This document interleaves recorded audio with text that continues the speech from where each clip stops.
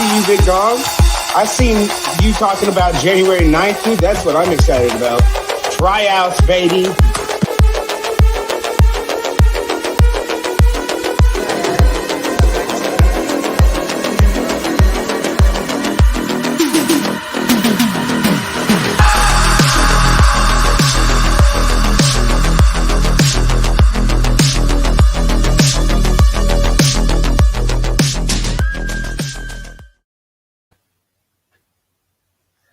Ladies and gentlemen, Knuckle Up Podcast today. Sean here. Clay couldn't make it, but we're here with a very special guest.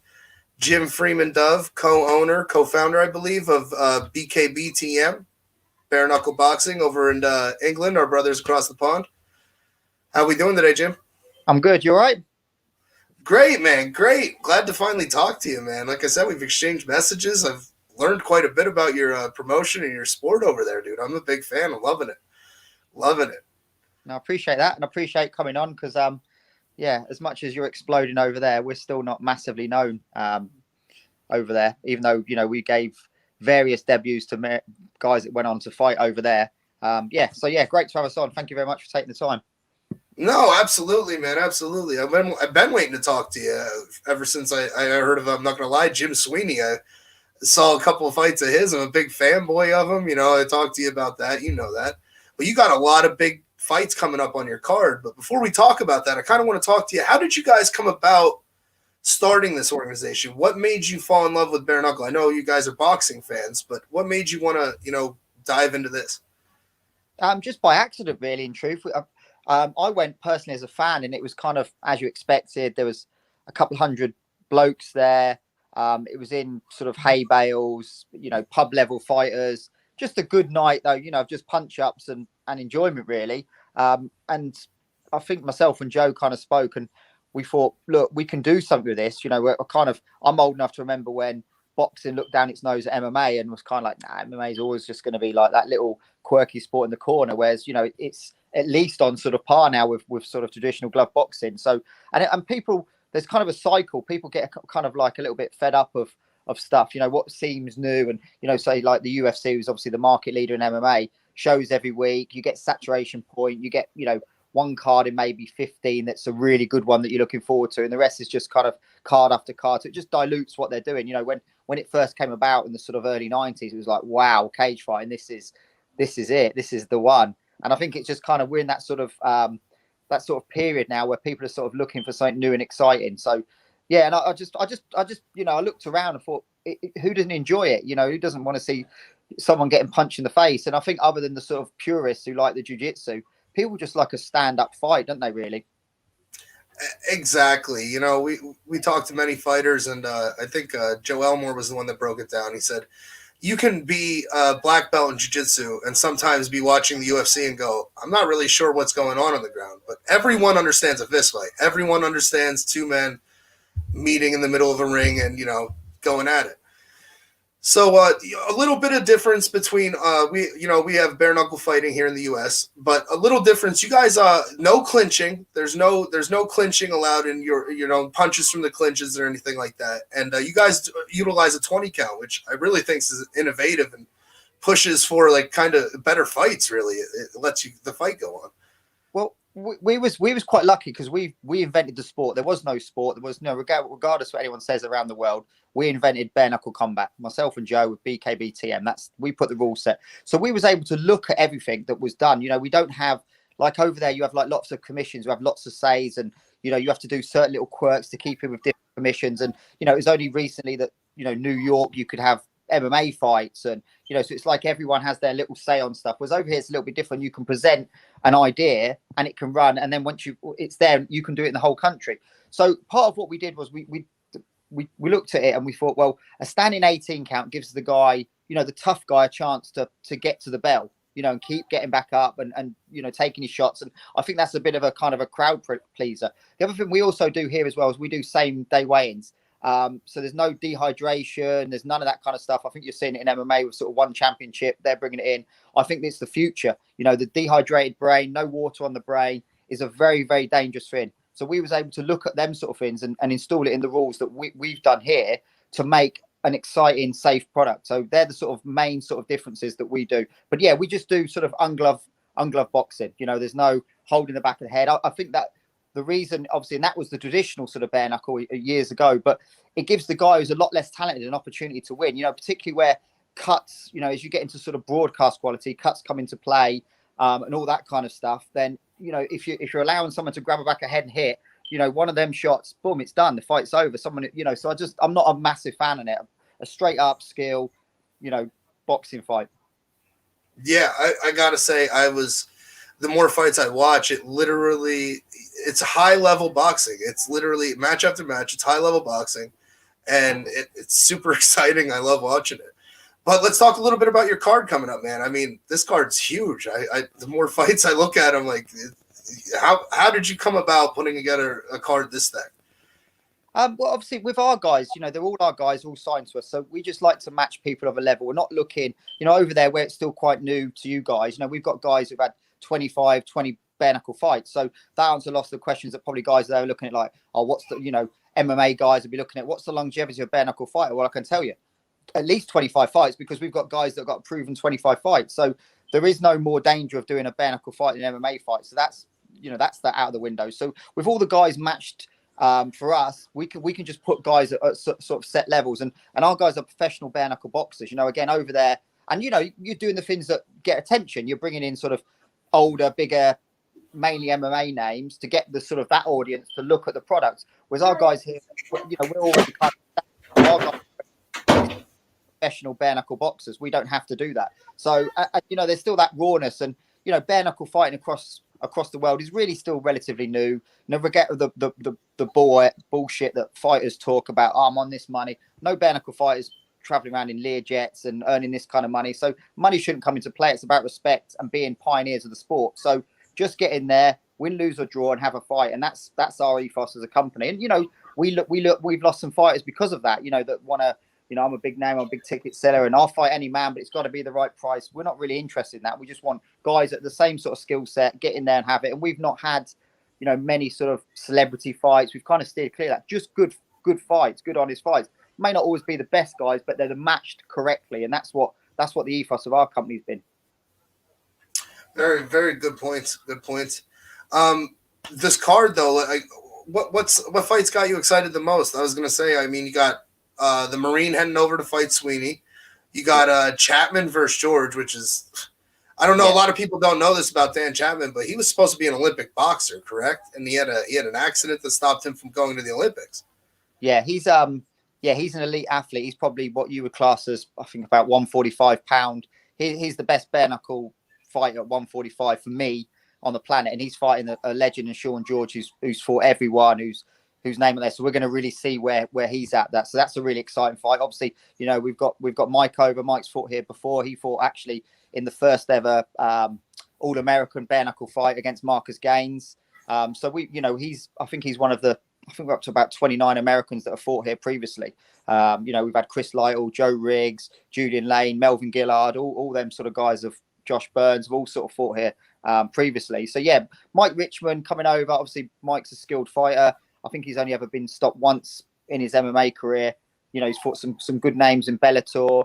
He's obviously an undefeated bare knuckle fighter who's coming across and fighting Jimmy Sweeney. So it's a great opportunity for him to, you know, put his name straight right at the sort of top echelons. And I know he was kind of, you know, struggling for a fight and, you know, getting a little bit frustrated with that. So it was good that Mike come over. And obviously he's a tricky southpaw, makes it sort of difficult for Jimmy. But that's a really sort of interesting fight. And, you know, Jimmy's at the stage of his career where he has to win. He can't afford not to. He's looking at, you know, a rematch versus Franco and putting that right. So he has to win. But so you can't look past Mike. But, you know, this is the beauty of the sport and where they're at. So, yeah, there's some great fights. We've got a real sort of hatred fight. James Kennelly versus Connor Tierney. They fought in our first ever prize fight all in one night. And James Kennelly beat Sean George, obviously, which was a really tough fight. Then he had to wait around while Connor Tierney fought his semi-final. So there was a little bit of, you know, James felt that the adrenaline had gone, his hands were a little bit puffy, so he wasn't quite performing, and he lost that. So he's got a chance to atone that. So yeah, there's just some good fights. You know, we've got some good fights all the way down. We've got guys that have been, you know, really good boxers. We've got Dorian Darch on the card who fought Anthony Joshua and people like that. So there's some really good skilled, and the difference between our guys and your guys is probably we still have mainly boxers. You know, we have quite a lot of kickboxers and quite a lot of MMA fighters, but predominantly they're boxers. And what we've done opposed to the glove boxing, we just shrunk up sort of 16-foot ring. So when you get a heavyweight guy, it's literally 2 steps either way to the ropes. So there's really nowhere to hide. It's, you know, it's not there's nowhere really to go. It's a really unforgiving kind of, when you get in there, you don't realize how small it is on the telly until you actually step in there, and especially with them big beasts and stuff. But yeah, it's really going to be exciting. So, you know, over there, you can watch it in various platforms, you know, Fight TV, MVSN. You know, we've just struck, I'm not going to say on here, we struck a big deal for North America as well. So we are going to get a bigger presence. We're looking last quarter this year, first quarter 2022 to come over. We're in the process of getting a state approval, which is going to be a state that's not been approached for any bare knuckle fighting. So it'd be kind of like a new territory, which is kind of exciting, because, you know, we understand, you know, our American cousins, it's a big market, and obviously, you know, it's a growing market over there as well. So we want to put, you know, boots on the ground to show what, you know, the traditional sort of British style of bare knuckle boxing is about. Absolutely. I had told you before, I think that it's just going to get bigger and bigger over here. The love for it. I mean, it's like you said, it's a new sport. People were looking for, everything's become too political. The UFC is all politics now. Boxing is more political than our own government at times. So, I mean, it's just one of those things where this sport is mano y mano, and that's kind of what everyone wants to see when they tune into watch competitive sports. Yeah, that's it. And just the respect of what these guys are doing. Like I said, I think in another 15 years, you'll look back at these guys like the Ken Shamrocks, Dan Sevens of the sport. And that's what it's about. Like I said, the big paydays will probably be past these guys, but these guys are the pioneers. And, you know, we just open honest and say of our guys is, you know, you look back, and if you've had a 20, 30 fight career, you know, it's there in record, isn't it? People, you know, no one can take that away from you. Absolutely. Now, you were mentioning, you know, big guys. You have a couple big guys fighting on this card too. You know, Podmore, he's fighting, right? Correct? Daniel Podmore? So yeah, Podmore was he's an interesting one, because he's about 200 fights, and he was sort of, you know, your journeyman. He would fight Friday, Saturday, Sunday, that kind of crazy guy. And I don't think he really took bare knuckle boxing too serious. And I can't remember what happened, but anyway, he stepped in against Josh Burns. So obviously Josh had been here for about 6 times. Had a real sort of mixed bag, done okay though. And I called Dan up on the day and said, Dan, any chance you can come and fight? And he come and fought, and he beat Josh on the day. And I think then he really believed. And I said to him, Dan, listen, you can actually really make something in the BKB, you know, rather than just doing this glove stuff and, you know, getting beat one week, winning the next week, that kind of stuff. Give it a good go. And since then, it's just been an upward curve for him. So, you know, he had a good win last show, and he's got a tough opponent this one. So yeah, it's good for Dan. And people like the heavyweights, don't they? And you know, it's kind of difficult because, you know, I don't think across the board, anywhere across the world in bare knuckle fighting, the heavyweight division isn't great. You know, just being honest, it's just not, in bare knuckle combat, it's not fantastic. It's not a great division, but I think that will improve. And when that improves, then the sport will improve as well, because everyone likes the big heavyweights. Let's be honest, in all combat sports. Absolutely. Frank Mir, actually, a UFC fighter, once said, you can sit at home, and as like a 250-pound man, you could watch a 140-pound fighter, and you sit there in the back of your head and go, yeah, but I could probably, he said, if you don't think that when heavyweights are fighting, you sit there and you go, yeah, that's some of the baddest men on the planet, you know? Well, I see that actually announced the fight against Tarver, isn't it? Glove boxing, and anything else. Yeah, anything outside of heavyweight, you're like, Tarver just jab his head off. But because it's heavyweight fighting, you just have that element of not knowing, isn't it? And that's what kind of makes it exciting. It's that leveler, isn't it? That one shot. Exactly. And that's it. That's exactly it. When they're in there, they're literally that one clean shot away, because those guys can put an elephant to sleep. You know, some of them are that big. Yeah, but I got to tell you, I'm excited. I can't wait to watch this card, man. I can't wait. You know, I want to get in touch with, you know, some more of your fighters, bring them on, get to know some of the guys more. Stuff like that. I think, you know, they all got a lot of good stories. I've been talking to you for about a month now, you know. Yeah, but definitely I appreciate you coming on. Anything else you want to talk about this card? Anything you want to discuss in general? Yeah, no, just that. Just push the guys out there, get their names out, whatever you can do. Obviously, you're predominantly American audience, so tune in. We've pretty much had an American on every card. Like I said, we've had the most experienced American bare knuckle fighter on the planet fights for us in Eric Olsen. Bit of a Marmite kind of character as we describe him here. Love him or hate him, he plays that pantomime villain, markets himself wild, but really he's a great guy. Beneath all his bravado and other stuff, he's a genuine guy, and he comes to scrap. And Americans should be proud of him, really. That he's coming over and he's had 10, 11 fights here, over the time. And his first one for us, he actually funded himself to come over and paid for his flight, which not many professional athletes would kind of do that and make no money. His first fight was like, I was like, look, your fight record's probably not warranting us to pay you to come over. He's like, what I'm going to do? Fuck it, I'll pay myself and come over.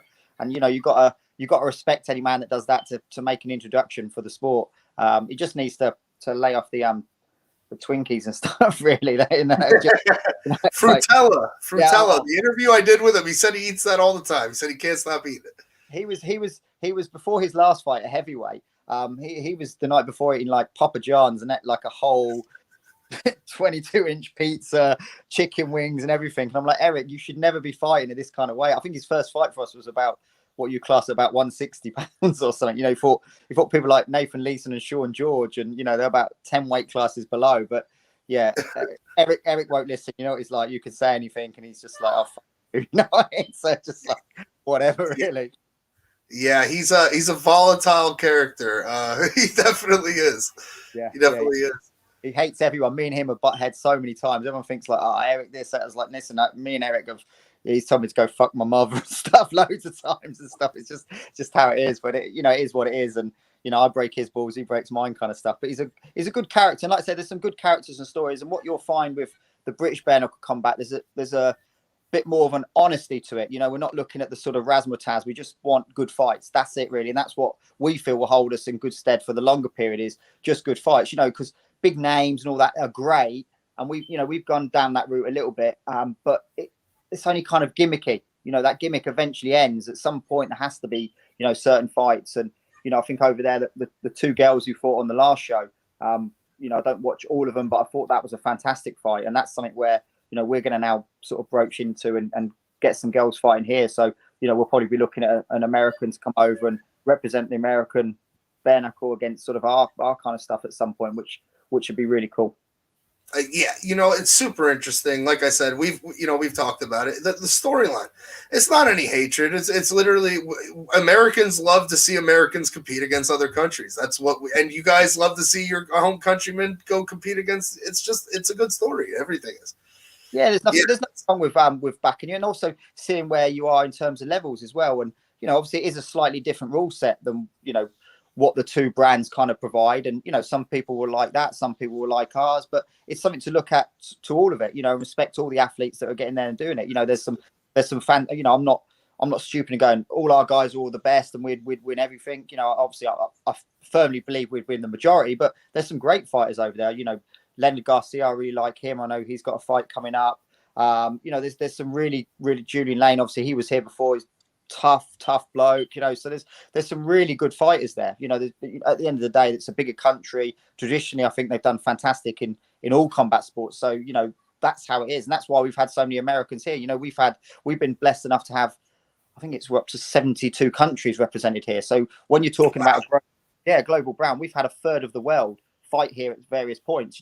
Every card is at least 5 or 6. So I think over there it's still kind of predominantly a little bit Hispanic, but American kind of base, isn't it? So, but we've already broached out and had lots of different countries represented. And our audience is quite big across like some really sort of unusual countries because of that. But yeah, it's just good. But it's a new sport. There's plenty of room for everyone. And like I said, we're not adverse to working with anyone.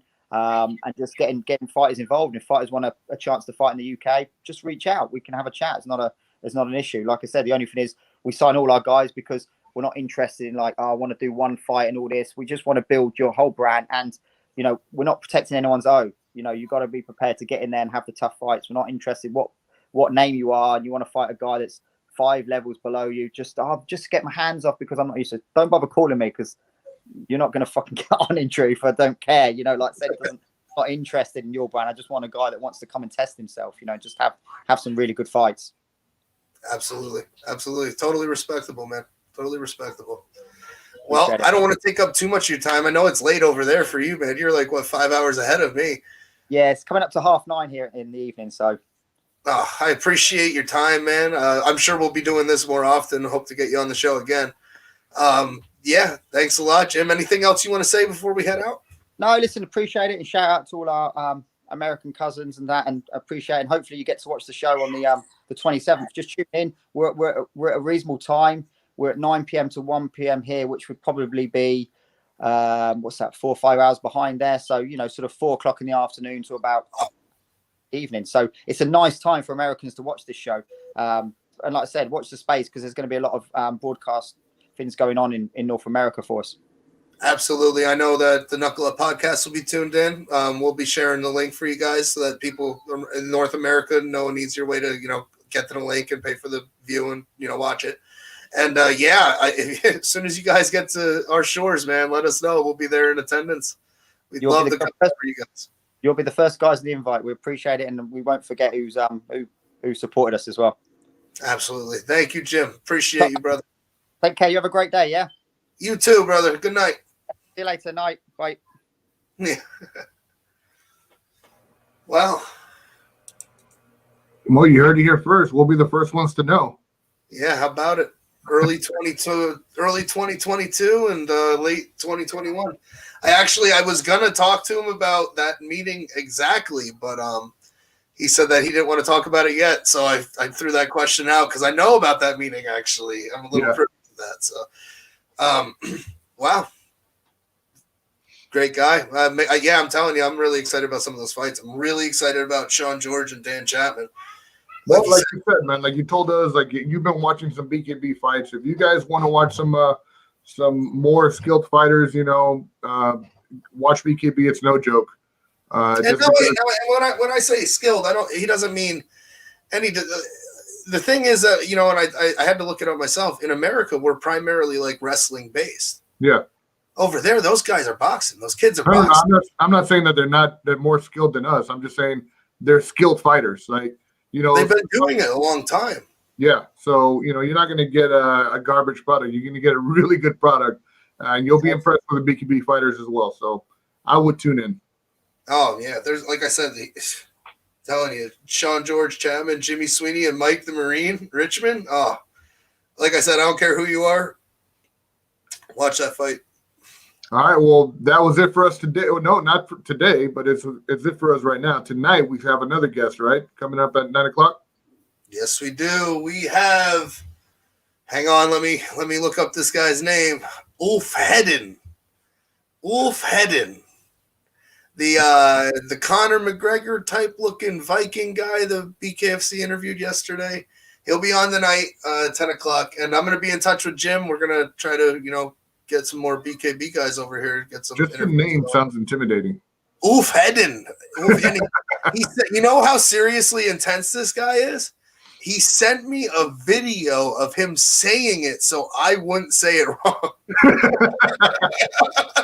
So make sure you tune in to watch that. But all right, well, thank you everyone for coming over and watching us and giving us some engagement. Tune in tonight at 9 p.m. Eastern time for Ulf Hedden. Is that how you said it? Ulf. Oh, see, he's coming after you. He's you're already on his shit list. Ulf. Yeah. Send me that video. Send me the video. I'm sending you the video. All right. Thanks, everybody. We'll see you here tonight. Until then, knuckle up.